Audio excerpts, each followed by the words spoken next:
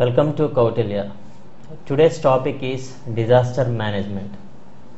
Before going in details into this chapter of disaster management, we need to learn few things like what is a disaster and what is this management and why we need to manage these disasters.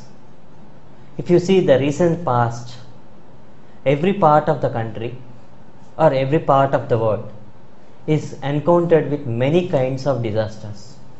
Either it may be a natural disasters or it may be a man-made disasters. So these disasters are claiming many lives. It varies from 100 to thousands. So then emerges a concept called disasters management. And what actually is disaster management and from where this disaster management have been arrived. So this disaster is not a new to the mankind.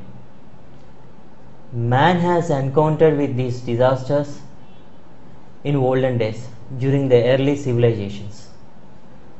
Regarding to these disasters and regarding to these disaster incidents, many Puranas, many Mesopotamian cultures has mentioned about these disasters, how these disasters have washed out many civilizations. And now comes the word from where this disaster has been erased. So if you see this in Greek language, das means bad, aster means star. The calamity that is due to the position of the planet or star. Actually, the term disaster has been erased from the French word des astres. And before going in details into this disaster, we should know the facial features of disasters. Among the facial features of disasters, first one is vulnerability. What actually is vulnerability?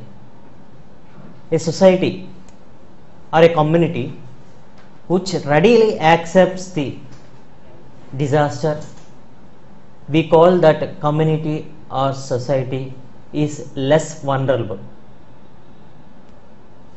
Means which readily accept the disastrous conditions. They doesn't have any capacity to cope up with the disaster or to encounter the disasters. So let's see this. So this is the capacity and this is the hazard. If hazard is high and capacity is low, then the vulnerability is low. Means the community will be severely distracted. If the hazard exposure is high and capacity is low, so then the vulnerability is high. If the vulnerability is high, then the society or community can resist the disaster up to certain extent. If hazard exposure is low and capacity is high, then vulnerability is very low. If exposure to hazard is low and capacity is low, then the vulnerability will be low. That means what I am trying to say is, the more lower the vulnerability, less is the impact of disaster. More higher is the vulnerability, more is the impact of disaster. Next one is hazard. Hazard is an event where it has a high potentiality to distract or destroy human lives and its surrounding environment. Hazard cannot be prevented, but disaster can be prevented. Hazards results in disasters. So when hazard will turn into the disaster? When vulnerability meets the hazard, it results in disaster. So I am using the term disaster, disaster, disaster. What actually this disaster is? Let's see. Disaster is an event which shows negative impact on society. Negative impact means it severely distracts the society. In what ways it distracts the society? Economically, ecological destruction, and claiming of many human lives. This altogether results in the situation of terror-like situations in a society or a community. So, these disasters are classified into two types: natural disasters and man-induced disasters or man-made disasters. What actually these are natural disasters? These disasters are occurs by naturally by themselves. These disasters cannot be prevented, but we can reduce the intensity of these disasters. But man-made disasters can be prevented if you are having a proper infrastructural or institutional mechanism or proper planning. So let's see what are these natural disasters and what are these man-made disasters. How many categories they have been classified? Let's see that. In case of natural disasters, it has been categorized as three types: meteorological, topographical, and environmental. What are these? Meteorological are related to these climates. So floods, tsunamis, cyclones, hurricanes, typhoons, blizzards, and hailstorms. And topological disasters, these are earthquakes, volcanic eruptions, landslides, avalanches, and asteroid impacts. Environmental disasters, global warming, ozone depletion, and solar flakes. These all comes under the category of natural disasters. Natural disasters may be slow in manner or rapid in nature. Slow onset of disasters can be categorized as drought, famines, where rapid onset of disasters are floods, tsunamis. These are the categories of rapid onset of disasters. Next, man-made disasters. Man-made disasters are categorized into technological, industrial, and warfare. If you see this transport failure, road accident, air accidents, water accidents, these are all classified under the transport failures. Next comes these chemical spills. The best example for this chemical spills is methyl isocyanate gas released from the Union Carbide factory, which claims many lives. Thousands of people have been died because of leakage of poisonous gas methyl isocyanate. And war situation results in complete destruction of infrastructure, service sector, as well as it claims many people. It harms many people. So these are the categories of man-made disasters. And next, see what are the components of this disaster management. As I told you that we need to manage these disasters. We need to manage these disasters means there should be some components like planning, prevention, recovery, rehabilitation, and mitigation. Let's see each and every component in details manner. First one is prevention. We all know that there is a famous saying, prevention is better than curing. So we need to prevent these disasters. How we can prevent these disasters? Either it may be man-made disasters or natural disasters. So for that it requires an institutional framework, infrastructural work, and proper planning.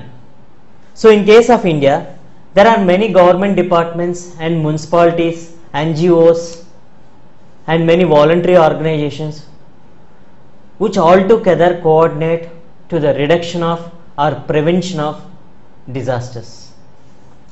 Next one is Mitigation. Mitigation is nothing but reducing the severity of the disorders. So how we can reduce the severity of disorders? So based on this, mitigation is classified into two types: active measures and passive measures. What are these active measures? Planning controls, training and education regarding to the disasters, and economic assistance from government or any other bodies, and public information. And what are the passive measures? Requirements to conform with design codes, checking the compliance of control on the sites, and court proceedings. So regarding to the court proceedings, so what happened before disaster, what are the conditions that leads to disasters, these kind of things we can come across in these court proceedings. Next one is preparation. We already know that a particular disaster is going to be happen, and what are the precautions, what are the things we should make ready to prevent and to mitigate the severity of disasters. Let's see the diagram. So in case of disaster, we should have proper medical supplies. We should maintain the proper stocks of medical supplies, and doctors and nurses should be available in a proper time in a particular place. Next, food commodities should be supplied in a proper hygienic manner. Next, water supplies, clothes, and communication through radios by time to time, and paper communications. These are the preparedness categories which can reduce the impact of disaster, or we can totally prevent the disaster. Next one is response. Already disaster has been taken place, and what are the immediate responses we should take to make the society to bring into a normal situations. So first one is mass evacuations. We should shift the people from disastrous place to normal place. Next one, setting up of medical camps and treating the people who are severely injured, and securing food and water facilities, providing adequate shelter and sanitary facilities, development of search and rescue teams, and maintenance of law and order. Next one is recovery. Recovery means bringing back the destroyed society or community into a normal position. How we can bring that particular society or community into a normal position? By building the roads, by repairing the destroyed roads, by restructuring the communication links, and by establishing or reconstructing the damaged buildings, and by providing financial support to the employees. So by doing all these measures, we can bring the society into a normal position as soon as possible. That's what's this recovery. And the next one is rehabilitation. Rehabilitation means providing the people with temporary shelters and providing the people with economic rehabilitation. And social rehabilitation means counseling the people and bringing them back to this normal situation from the disaster impact situations. And next one is legal institutional framework of disaster. Before 1999, in India, there is very less institutional or infrastructural framework in India to encounter the disasters. So after 1999 Bush earthquake, India has established a high powered committee regarding to these disasters. These high-powered committee brought the disaster management under the Ministry of Agriculture in 2001, and in the year 2002 this disaster management was shifted from Ministry of Agriculture to Ministry of Home Affairs. Not all the portfolios of disaster have been shifted to the Ministry of Home Affairs. Some are rushed with this agriculture only. So let's see what are those things that left with Ministry of Agriculture and Ministry of Home Affairs. And next one, in the year 2005, January 23rd, Union government did an act called National Disaster Management Act. This act leads to the formation of National Disaster Management Authority. In this National Disaster Management Authority, integrated structure of disaster management have been established. That means Union or National Disaster Management Authority, State Disaster Management Authority and District Disaster Management Authority. Three-tier structure of disaster management authority have been established, which comes under the Act, National Disaster Management Act 2005. And the concept of disasters comes under the or introduced in the 7th schedule of the Constitution. That means regarding the acts or legislations regarding to the disasters can be done by the Union government or by the state government. Next one, National Disaster Management Authority. It is the apex body of disaster management. This National Disaster Management Authority was headed by Prime Minister, who is an chairman of this National Disaster Management Authority, and he was supported by the vice chairman and remaining 4 of the members. This National Disaster Management Authority was supported by National Executive Committee. This National Executive Committee implement the policies that have been taken by the National Disaster Management Authority.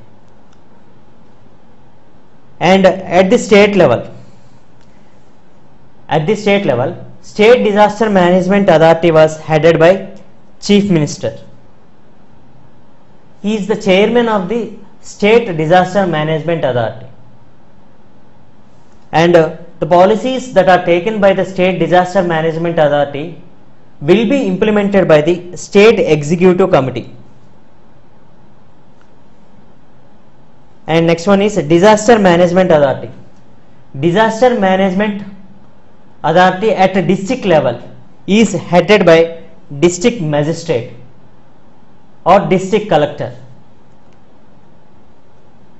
It is the interference between the government and public.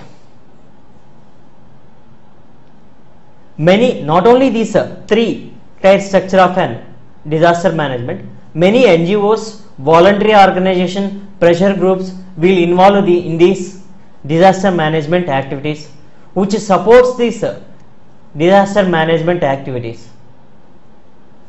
So other than these main institutions, there are many other institutions have been established to control these disasters. Before going in details of that, let's see the ministries and the disasters. So natural disasters comes under this Ministry of Home Affairs, except drought. Drought comes under the Ministry of Agriculture. And in case of man-made disasters, except a civil strife, remaining all the disasters have their own portfolios. This civil strife comes under Ministry of Home Affairs. Next one is drought. Drought, as I told you, that it comes under Ministry of Agriculture. Next one is biological and epidemics. It comes under the Ministry of Health and Family Welfare. Next one is chemical and forest related disasters. It comes under the environment and forests. Next one, nuclear disasters. It comes under the Ministry of Atomic Energy. Rather than saying Ministry of Department of Atomic Energy, I will quote like this: Department of Atomic Energy is the accurate term. Next one, air accident. Ministry of Civil Aviation. Railway accidents. Ministry of Railways. And industrial accidents. That comes under the Ministry of Labor. These are the different disasters and which comes under these different portfolios.